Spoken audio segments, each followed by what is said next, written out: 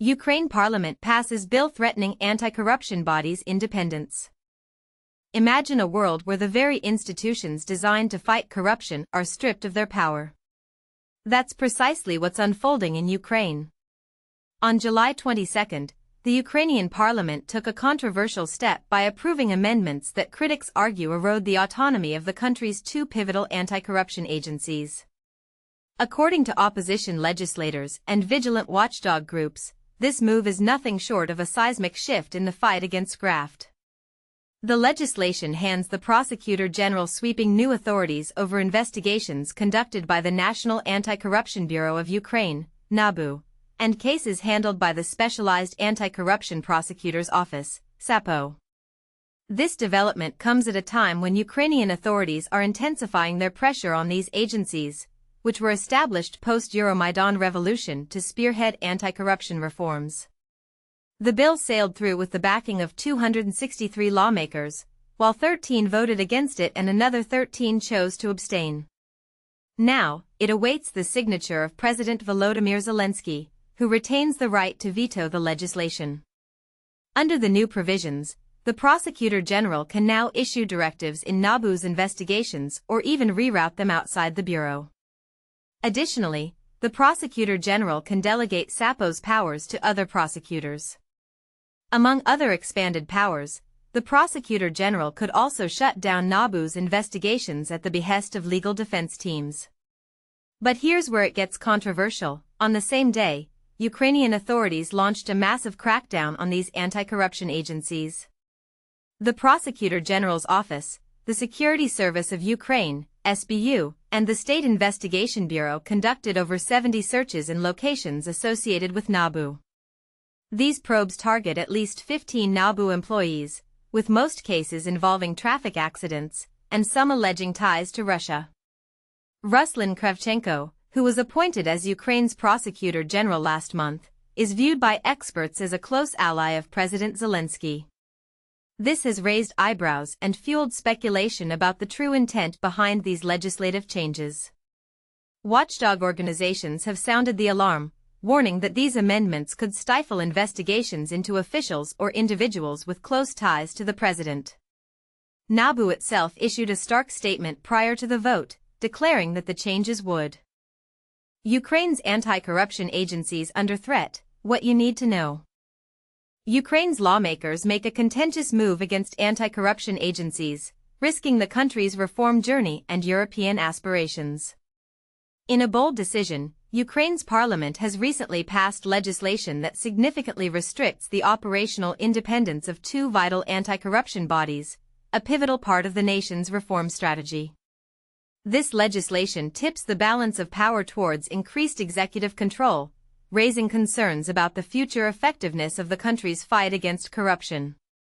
Unraveling the grips of corruption is not merely a domestic concern, it's crucial for Ukraine to align itself with European Union standards and secure essential funding from Western nations. Independent investigations have, in recent months, exposed serious corruption allegations against high-ranking officials, stirring public and international scrutiny. On July 22, Reuters, the parliamentary decision opens doors for the General Prosecutor, appointed directly by the President, to wield greater authority over both the National Anti-Corruption Bureau of Ukraine, NABU, and the Specialized Anti-Corruption Prosecutor's Office, SAPO, as noted by several lawmakers. This government action sparked significant unrest, especially with the recent arrest of two NABU officials, suspected of having connections to Russia, alongside searches of other agency employees for unrelated reasons. Critics of the government and representatives from both anti-corruption agencies have decried this crackdown as excessive and potentially damaging.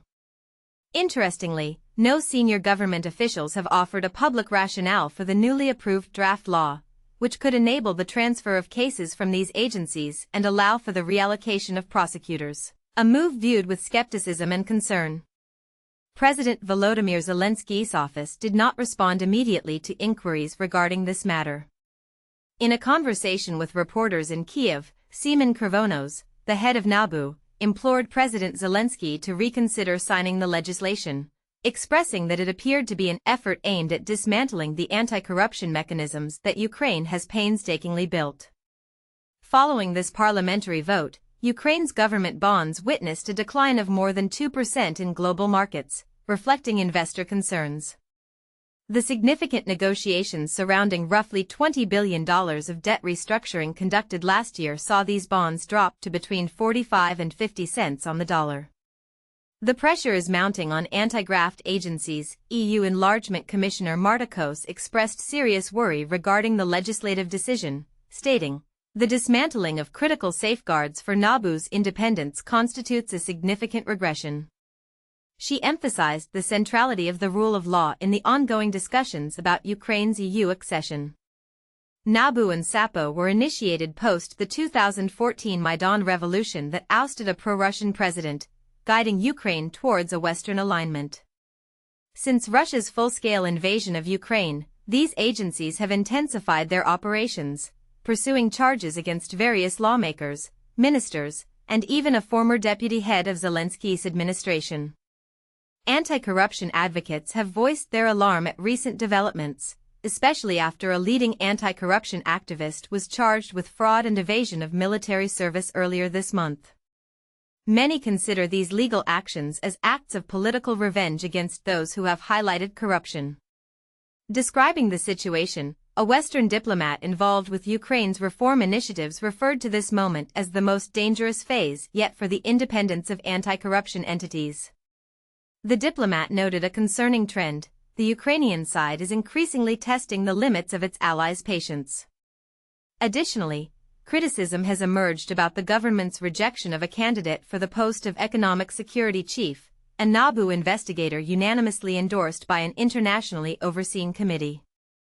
Many prominent voices in Ukraine reacted forcefully to the legislative decision, expressing that it marks a betrayal of the nation's decade-long efforts towards geopolitical integration. Serhiy Prychula, a notable military crowdfunding figure and former politician, boldly questioned, "What kind of European integration can we possibly discuss now?" and referred to the situation as a bloody shame.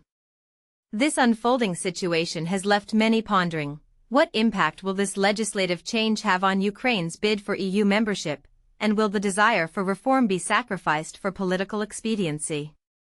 We invite you to share your thoughts and opinions on this matter. Do you agree with the critics' view, or do you think the government is justified in its actions?